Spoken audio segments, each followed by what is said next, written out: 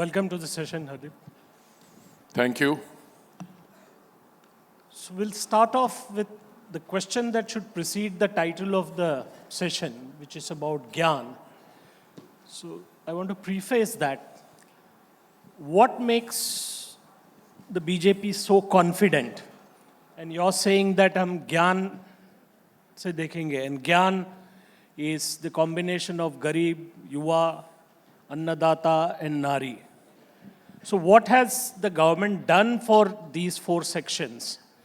If we look at it, although the Niti Aayog says that the number of poor people, people under poverty line has come down, we are still feeding 81 crore people free ration and many other schemes. Yuva, the perception that the opposition is building is that there is unemployment and they are not getting their due. Then Annadata, agriculture is under stress, so we have PM Kisan and other schemes. And Nari, I mean the simple factor of safety and social pressures.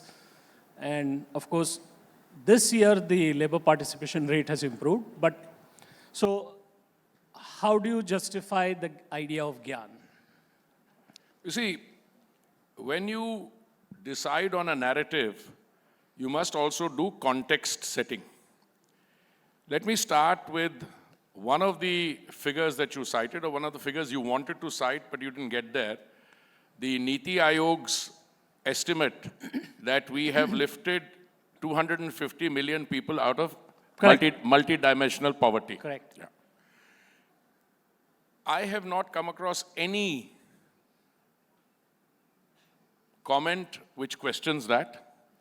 And let me do a bit of international context setting for you. When the UN established what was called the Millennium Development Goals, because all your issues, all the factors you mentioned are covered either by the Millennium Development Goals or the Sustainable Development Goals.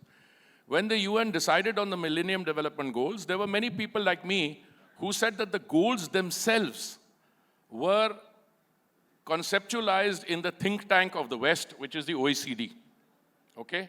And then they were thrust on governments who pick it. And the honest God's truth is, the MDGs succeeded because a so-called large developing country, China, you can argue whether it's developing, now it's $19 trillion economy.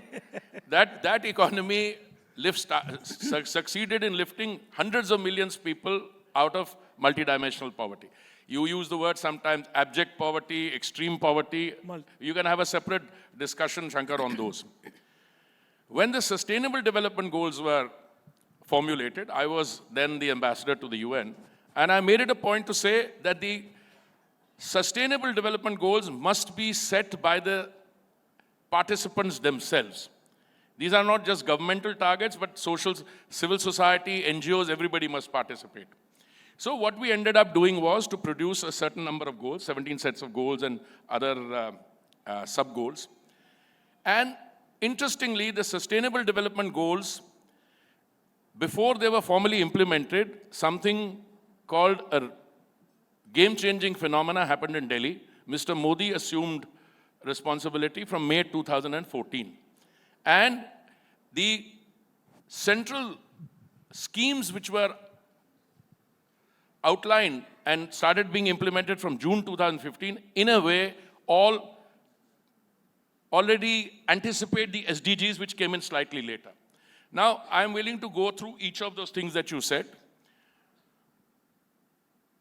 I make the submission to you that the figure of 250 million people being lifted out of multidimensional poverty, in fact, is on the conservative side. Because the measurement of those indices and the identification of people follows a certain pattern. The fact that you give 800 million people or 80 crore people 3 meals of dry ration in a day does not in any way detract from or undermine the fact that you are lifting people out of poverty. Let me make a submission to you. I don't know, Prabhu's a student of economics, I'm not, maybe you are.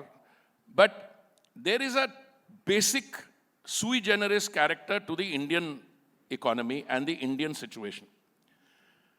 Shankkar, we are a $4 trillion economy or thereabouts. 2 days ago, we also became the world's fourth largest stock market. 4 trillion by global standards is an impressive figure. But 4 trillion hides the fact that you are the world's most populous country and you still have very well-defined developmental challenges. And what are those developmental challenges? Your per capita income is still low.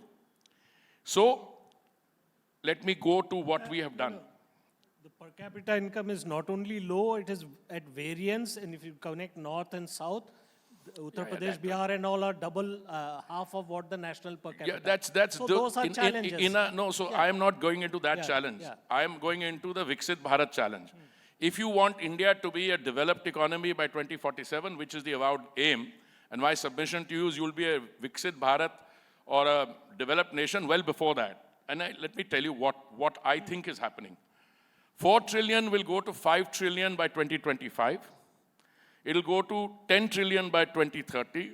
The per capita, which is close to about $2,800, will go upwards onto a trajectory when between 2030 and 2045, etc., that thing is there, and you're well on being. What are the definitions of a developed economy? IMF has one definition, World Bank has another definition, and so on. What is it that is being done for each of them? Since I happen to have the privilege of two ministries which are reasonably central to the discussion we are having, let's start with housing and urban affairs. When you build toilets, and you've built over 11 crore toilets, it helps the dignity of the girl child. When you do Pradhan Mantri Awas Yojana, or you give affordable homes to sections of the economically weaker sections of society, and the Malikana Haq, or the title is in the name of the lady of the house, it has a fundamental difference. When you introduce a scheme like SVANidhi, which is for street vendors, why do you introduce the scheme? You can say capital expenditures, 10 lakh crore budget, this, that, and that. But you know, in a society which was in a total lockdown situation during the pandemic, there were some sections of society which were very vulnerable. I mean, if you have to buy your stuff to sell and go to the money lender for interest at 18%, and you can't even ply your wares, you have a problem. So it became a scheme which was rolled out in 2020, and today it's a roaring success. Who are the beneficiaries of that? If you look at it, 43% are the Mahila. Many of them are scheduled caste, scheduled tribe, and so on. If you go into the other scheme, let me come to one fast forward this thing. 50% plus of our population is ladies. We have gone from from our sisters, we have gone from a system of women-centered development to women-led development. So I won't come to that 33% reservation, I'll come to that in a minute. But take a scheme like Ujjwala. I mean, you're still very young, but when I was young, and that was many moons ago, to get hold of a gas cylinder, you required either to know your MP or you needed to know someone in influence. Getting a gas cylinder was pretty difficult. The total number of gas cylinders in the year 2014 was 14 crores. Today it's 32 crores. Today, under Ujjwala, which is a scheme handed out, cooktop free from one of the oil companies to a gas cylinder free during the pandemic, all the Ujjwala beneficiaries got 3 extra cylinders, and the gas cylinder which comes in Ujjwala has got a 300 rupees subsidy built into it. That scheme has already benefited 10 crore, 34 lakhs, absolutely. As we speak, it goes on. And there's near saturation. So my submission to you is, whether you're talking about farmers, whether you're talking about youth, whether you're talking about women, they are all the focus. In fact, the Prime Minister's new forecasts, which we defined, were not the ones that you and I have grown up discussing, but are precisely these, the ones you are mentioning. So I could roll out that that is the plan. Now, if you were to argue in an academic setting, well, you could do more, I'll be the first to support you. But if on the other hand, you want to compare it to what happened earlier and what is happening now, I want to give you some figures. On the urban side, Shankkar, the entire spend on all the schemes of the urban sector in the 10 years between 2004 and 14 came to 1,57,000 crores. In the 9.5 years or nearly 10 years now of the Modi government, it is 11 times higher. It is about 19 lakh crores. Now, that money, you can come to my office on a portal, I'll tell you under each scheme, what is the central government this thing and what is the other. If you want to look at infrastructure, I mean, as I mentioned a figure of 10 lakh crore provisioning, every year is going up by 30%. And that's what has saved us in the last few years. Number of airports, metro system, we were going to have the world's second largest metro system. So GYAN, you can have a subjective discussion if you're heading towards being a knowledge-based society. And I think this forum is about education. It's meant to reach out to the administrators of education. It is meant to reach out to the students. I can tell you, and I could conclude my answer, which has been somewhat longer than I'd wanted to. When I was, I'm new to this sector. I spent 39 years dealing with foreign and security policy and trade policy. But if somebody asked me earlier, if you were to buy property, what would you look at? You would look at location, location, location. If you want to develop a country, I can tell you with total, without any ambiguity, education, education, education. And I think all this adds up to what you call GYAN or a knowledge-based society, or this is what the direction in which we are going. Thank you. That was a comprehensive answer. I mean, there are arguments and counter-arguments, and as to whether I learned economics or not, I don't know whether you remember, I met you when I was in Cambridge University. No, you met me. You and I also went in on a Sunday afternoon. We went to see a very senior corporate giant, and I remember, my memory is still functioning. Okay. So the one thing that now we are in Chennai, and this part of India is like highly urbanized. There are other parts of India that are not urbanized. In 2014, one of the brightest ideas in the manifesto was building 100 new cities. Then it became 100 smart cities. Now, whatever was the issue with it, we have something like, I think, 3,900 census towns, and nobody's sort of... 4,900. 4,900 census towns. Isn't that developing, making those towns, I mean, urban, giving them the status, wouldn't that create employment? Wouldn't that create planned urbanization? Wouldn't that create smart cities? You had spoken about this when you took over, but I don't know where that idea is now. Oh, when you speak about things only when people like you and Prabhu say, "Wo kahan gayi smart city?" But when it's done, let me give you a few statistics. First, what we said in the manifesto. The honest God's truth is, when the manifesto was being drafted, I don't think anybody drafting the manifesto had ever dealt with a smart city. There's nothing like that in the world, by the way. So when they drafted the manifesto in the run-up to the 2014 election, I'd even pointed this out then. Say, we will build 100 new smart cities. This 100 new smart cities presupposes that they will all be greenfield. That will be built from scratch. But the whole scheme was conceptualized in order to invite proposals from cities which would then be selected or elected through a process of jury selection. Fair enough. So let me explain. So ultimately what happened, people realized that you can't build 100 new smart cities, you have to do something about the existing one. So you followed the approach of what is called area-based development. And the area-based development, New Delhi is a smart city. Now there are 90 of those area-based development ones, and 10 are greenfield. By the way, that project, which means small amount from the central government, some through public-private partnership from the state governments, etc. It's a roaring success because now 90% of those projects have got completed and the rest will be completed in a few months. What are the nature of those projects? If you look at, let's say, Surat, for instance, issues relating to women's security have suddenly CCTV cameras all around, and you can see the difference when you empirically compare them. Again, your reference point is 4,900. The Smart Cities project was never designed to smartify all, but the experience has been so positive that now people are talking in terms of smart districts, smart this, smart that.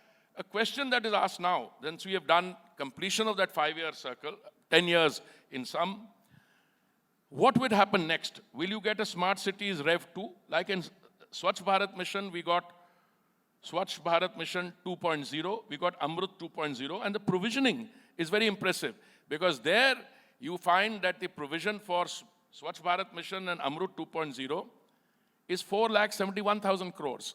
So what were you going to do next? I think on that a call needs to be taken, but what is happening is that the learning experience from that smart cities, basically you're using technology. In order to do proper urban planning, you are using technology to do a lot of, I'll give you one example. In 2014, out of all the waste that we produced, when the country produced, only about 14-15% was subjected to proper scientific waste processing. Today it's 76%. And another 2 years' time, we will have to do 100%. But honestly, if you look around the cities of India, it doesn't seem so. No, there are some cities like Delhi which have legacy dump sites. Legacy dump sites. The bioremediation for that is also on. But as I said, if you're in 2014 you were processing 14%, now you're doing 76%, it must be getting better. But I think even the bioremediation, there are two which worry me. One in Delhi, Ghazipur, and another one in Mumbai. Those we need to get done, and because they have become so huge. But now you have reasonably good technology for waste to energy, waste to etc. So that is work in progress. Okay, so there is second large ministry that you handle. I mean, there are questions as to why India has not been able to sort of explore new fields. When this government came in, we were importing, I think, 67 or 68% of our fuel needs. Now, the numbers gone up. Our energy needs, we import more than 80%. So there is now some buzz that you have found fields in Kakinada, that you're looking at fields in Kaveri Basin. What's the story there? Let's have some headline. No, there's no buzz. These are facts. Huh. See, I'll tell you, first of all, since you've got an educated audience here, let me just tell you. Oil exploration and production is not something that you decide one day that I'm going to do this and you get it. These are highly capital intensive ventures. You don't even have that much of expertise. You didn't. True. But my question is simple. How much oil or gas have you I'm found in Kakinada? coming to that. If you take a decision today to explore a new field, the preparations you make in terms of how much money you will spend, it will take a few years. I make the submission to you, just as in the urban space, and I'm not making a political point, there was complete neglect. We didn't have an urban policy before 2014, okay? A lot of people who will come and give you bump about, oh, we did this, we did that. We did, GNURM was the housing scheme of the Congress party, Jawaharlal Nehru Urban Rehabilitation Mission. You know, they total sanctioned 13 lakh homes and only got 8 lakhs. And we've done 4 crores. So this is the difference between 8 lakhs and 4 crores. Today in Kakinada, we have struck oil. And when the announcement made, as a minister in charge, I have to choose my words carefully. If I get too excited, I have members, very close friends now in the opposition, who distort every little thing you say. I'll say, oh, they'll say, "Arey, usne bola, itna nahi hua." So I deliberately underplayed it. I said that by May or June, we'll have 45,000 barrels a day. It'll be more. KG Basin, all that is correct. We had years of not doing anything. As far as that figure of 62, 65, 87, Shankkar, today our energy utilization is 3 times the global average. We consume 5 million barrels a day. And even with the exploration and production, E&P Still going, be importing. we will, because the economy is, firing on all 6 cylinders. So what will happen? I think 3 things will happen. One, E&P is going up. But the green transition, ethanol blending has gone up from 1.4% to 12% now, and we had a target of 20% by 2030. We'll do it by 2025. We've saved about 70,000 crores as a result of the ethanol blending at local. Green hydrogen is going to do it. So what is the picture I see the coming time? On the E&P side, a fundamental mistake we made then was, we asked people to come and invest large amounts of money And when they found oil or something, they'll say, hey, hamara to sovereign asset hai. They would run away. That bad experience. All the big companies went away. Today we changed that. We've gone from production sharing arrangements to revenue sharing arrangement. And out of the 3.5 million square kilometers of sedimentary basin, we have opened it up. We have made 1 million square kilometers, which was a no-go area. We've opened it up. We've taken all the data from here and we put it in a data repository in the University of Texas in Houston. And there are 4 or 5 big companies in the world, you know them and I know them. One of them is devoting 25% of its supercomputing time to the data of the Andaman Basin. So things are now happening.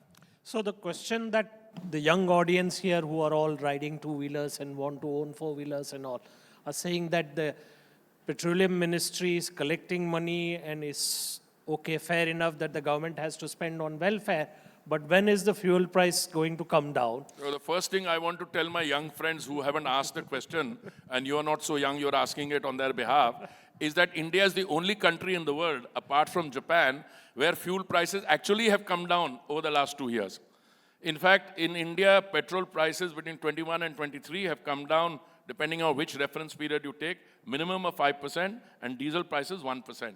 No other, in the countries around India, Sri Lanka, Pakistan, mind-boggling. But now we can't count the countries around. We are bigger than all of them. Yeah, yeah. We can't count because. Okay, I'm glad. No, but I can tell you 2 things, Shankkar. One, if you are importing. No, my question is simple. When will they come down? No, we are moving into biofuels. The Prime Minister's announced a 1 crore solar, rooftop solar. And I really hope that you implement this in the urban space because that scope is much bigger. And so once we have the combination of different energy packets coming through, would you be able to reduce the level of taxation on petroleum products? Would the prices come down?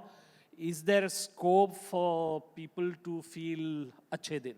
You know, one of the things I have not done for about 7 years that I've been a minister is to answer questions on behalf of my colleagues. So this question on taxes is something you should address to Nirmala ji. But what I can tell you as a line minister, throughout this period that we have talked about, period of turbulence, you know, COVID, Russia, Ukraine, the Middle East, in the first phase of it, we had massive under-recoveries by the companies. They were losing a lot of money per liter of petrol and diesel. We had to compensate them for their losses. The private sector companies went on basically. Yeah, they shut the pumps and all. Yeah, no, they didn't sell at their pumps. They would put up line. If you want cheaper petrol, go 3 kilometers down. You'll get it there cheaper. So public sector companies were good corporate citizens. They played ball. Now, after a long time, they're actually, I hope they're not having under recoveries. A few days ago, I thought diesel, but somebody told me they're doing all right. I've seen the third quarter results also. Our imports of crude oil still are about 86% is what we are importing. If the prices remain like this, now there's a big if, and if Red Sea doesn't result in, the Houthi attacks don't result in this thing, I think there could be a case for them going forward. But that's not something we tell the oil companies. It's a deregulated sector. You know, they are smart businessmen also. They keep their prices low because if they had raised their prices when there would have been chaos in the market.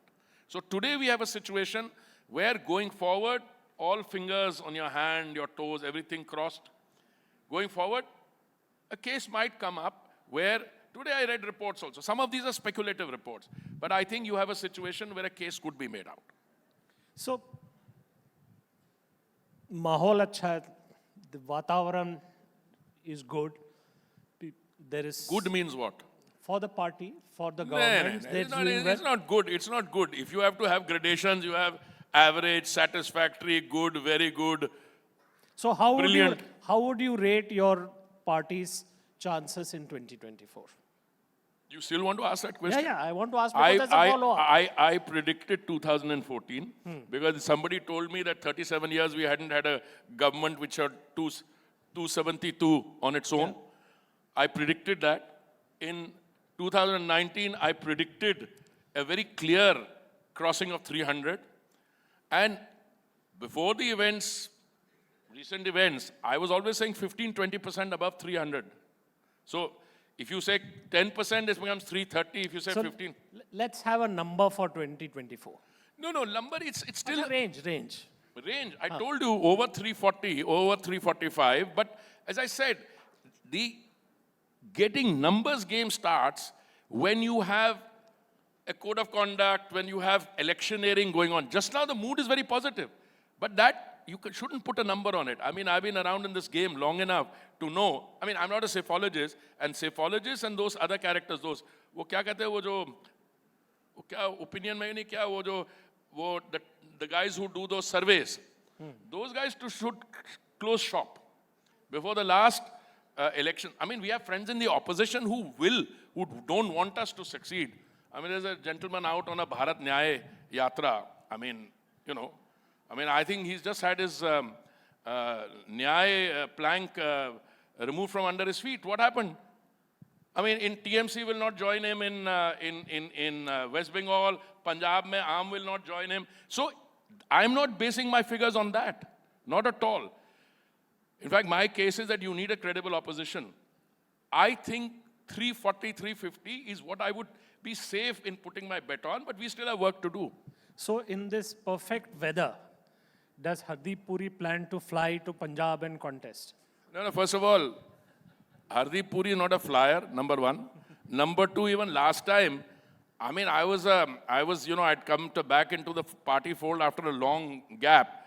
And I was given 17 days to contest. I got 41.4% of the vote with everybody trying to sabotage my election. No, now I think I've got enough time left in the Rajya Sabha and I'm not getting any younger. So I'm very happy where I am. Okay. We'll take some questions before we end. Good afternoon, sir. My name is Shyad, and I'm an UPSC aspirant. And it's a very pleasure to meet you, sir. So my question is, how Indian cities are getting ready to tackle urban floods, which might be intensified due to climate change, and also how we are getting ready to tackle the increasing urban air pollution with many cities in global list of priority cities. Okay. So he is asking, how does the government plan to tackle the mess that will follow climate change? And the second is air pollution in Indian urban cities. I must, first of all, thank you very much. I think they are brilliant questions. First on climate change. Climate change and global warming, these are not specific to India. And I think thanks to our leadership, we abandoned the you are responsible, polluter pays principle, I didn't cause the pollution, I only caused 4%. We abandoned that line. We still stick to it in the interest of academic rigor. Because we didn't cause the global warming, frankly. Because we were so underdeveloped, is those guys who had devastating industrialization, who gobbled up the resources of the earth and produced the problem. But I think the Prime Minister, both in Paris and in Glasgow, changed it. Said we want to be part of the solution.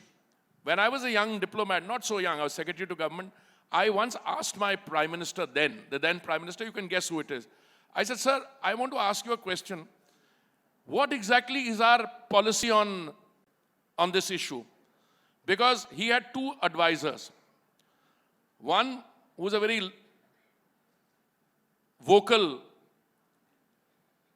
critic of our government, and another one who was an academic, an IAS officer, but very, very perceptive. So I said, sometimes you listen to the advice of Mr. X and sometimes Mr. Y. Because when he wanted to give this, it's not our problem, somebody else's problem, he would listen to Mr. X, the first person. And when he said, no, we are part of the solution, he would use the language of the Mr. Y. Look, make no mistake, we are all in it together. Whoever caused it, we have to solve it. So first point, insofar as the corrective action is concerned, we are all doing our bit, etc. And I'm sure we can have a separate session or you can invite Mr. Bhupendra Yadav or anyone, they will give you. Insofar as atmospheric pollution is concerned, I'll give you a student's response. Atmospheric pollution is caused in Delhi, partly in winter by parali burning, burning of agricultural residue in Punjab and elsewhere. It's caused by vehicular traffic. It's caused by the toxicity that buildings produce. In order not to take more time, insofar as parali burning is concerned, the route to go down is you don't burn parali, you make ethanol from it. So we have a second generation ethanol plant in Panipat, in one of our companies, IOCL, where we are producing second generation ethanol from burning. There was a lot of problem in aggregation of the waste. I had to call my collaborator, the Chief Minister of Haryana, and I said, I need your help. He said, tell me what?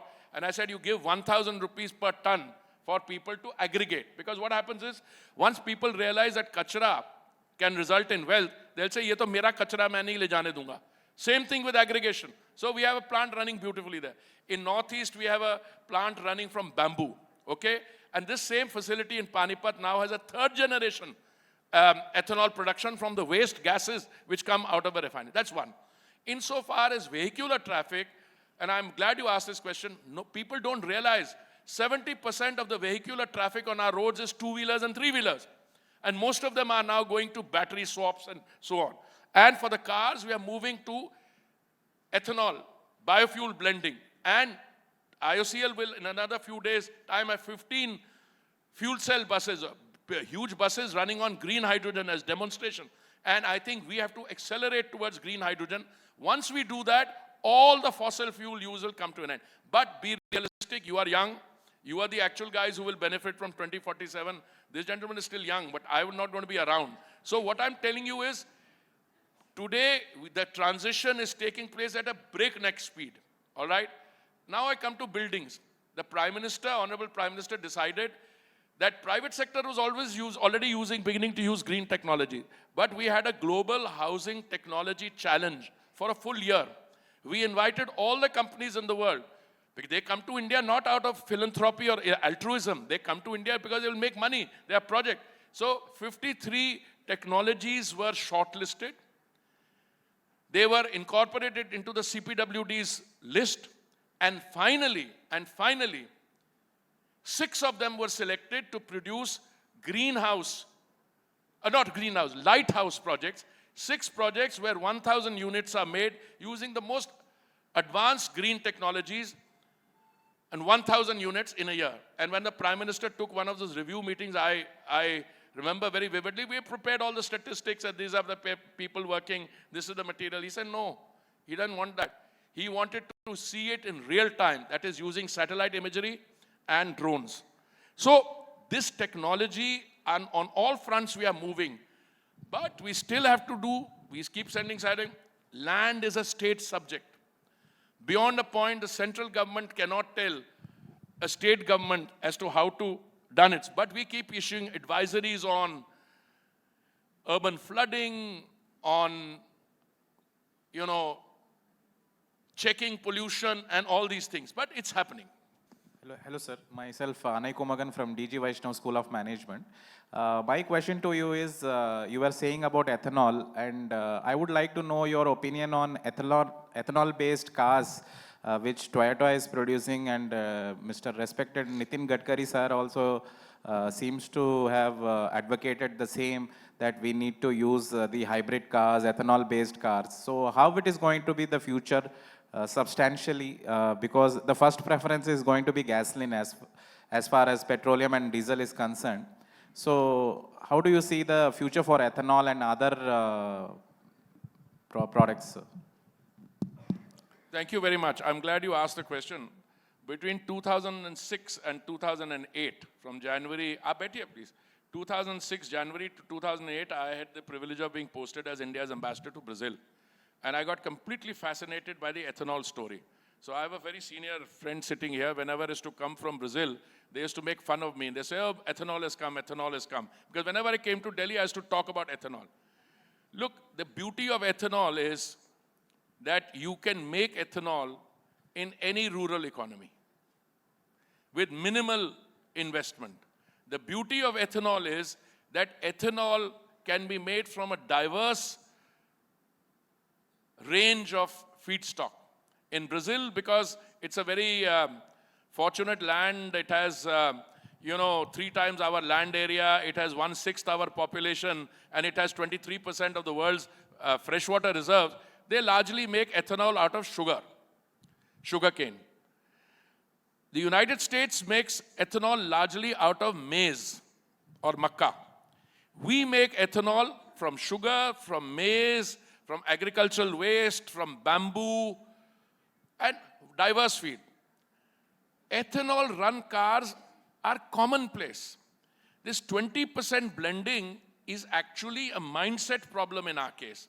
Because when ethanol blending was tried in the previous government, we decided that we wanted 15 of our states and union territories to have 5% blending.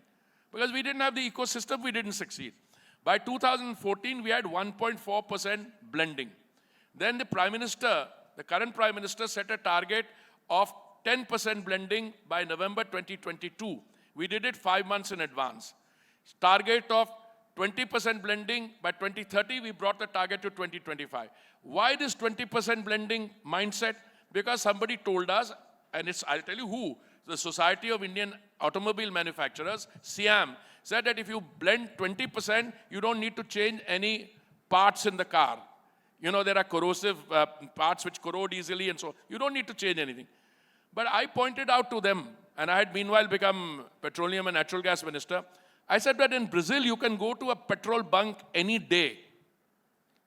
And depending on the international price of petrol or ethanol, you can, in your car computer, decide whether you want 85% of petrol and 15% of ethanol, or the other way around, 85% of the other and 15% of this. So after that, and the other thing is that all the cars which are using ethanol in Brazil are also manufacturers. They are also the ones supplying cars here. So E85 cars have started coming. What I see as the future, I told you, as a result of ethanol blending so far, we have saved about 70,000 crores and we've given that money to our farmers. When we did 10% blending, we saved 41,000 crores. We were able to give 42,400. My sense is that ethanol will become the norm.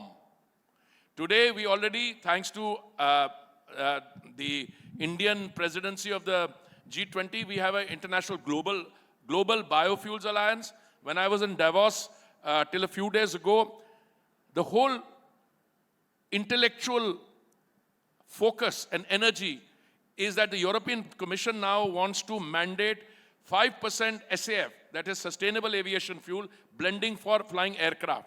Now, where can you manufacture the ethanol? You can only manufacture it in Brazil or in India, or maybe China, but it will consume its own. So ethanol is a great future, and ethanol's time has come, and I think in the coming time, the manufacturers, just now if you buy one of the current models of cars, you'll probably buy something which will be petrol and electric. But the next generation of cars which is coming will be ethanol and electric. So there will be displacement of fossil fuels as we go along. But no matter which way you peel this onion, at the core of it lies the fact you need to scale up ethanol production. Now you can ask me, but we don't have much sugar. I saw today the sugarcane crop is going to be higher than the forecast, the one I think I read in one of your papers. But we can also produce ethanol from seaweed. We haven't even got started. We can produce seaweed, ethanol from so many other feeds. And I think that is where our scientists and technologists will be providing answers for us. Good evening, sir. I'm Santosh Krishna from Shastra University. Am I audible? Yeah. Okay. With the recent conflicts of Iran and Pakistan, we obviously know that there would be a hike in oil prices and all. But what degree of impact will it have, and how long will we be escaping the sanctions of the West? I understand that India has grown as a superpower and is growing as a superpower, but then still they too hold a greater power at present. No, there are two aspects to your question, my friend. One is, you said something about Iran and Pakistan, and I think you met the Red Sea and oil prices impact. But the other one is that how far can we avoid sanctions? Now, this, my mind is certainly not wired to receive any pressure, and I don't see why there should be any pressure on India. If your question is buying Russian oil, I don't want to let out a secret, but is very well known. The West is very happy that we buy Russian oil, because if we don't buy Russian oil, you know what will happen? Oil price will go up to 250. So why should there be any upset? What they tell us is buy the Russian oil cheaper so that more money doesn't go into their coffer. But you know, price is not something you and I determine. We float tenders and we pay for the oil at the point of importation at our ports. So we'll float a tender saying X units of oil required. Whoever gives us the cheapest price, we'll buy from there. Insofar as the Red Sea and this thing is concerned, look, Iran and Pakistan, you know, I spent 39 years in another profession.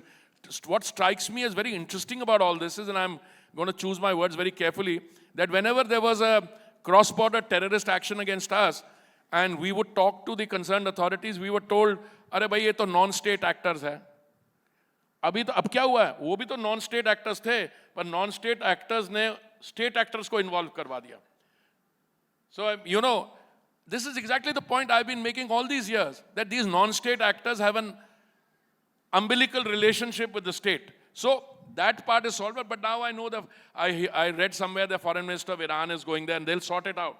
But we issued a statement, and a very good statement, and we said that Iran had a right to defend itself against these terrorist attacks, and the right to self-defense always comes in there.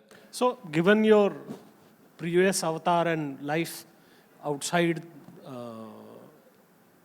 do you think the conflict, Hamas and Israel, and it being cornered in 3 places, do you think it could develop into a wider conflagration, or it will be contained because of interests? No, it will be contained, and it should be contained for a simple reason. Shankkar, I don't think any country in the world today wants the outbreak of large-scale hostilities.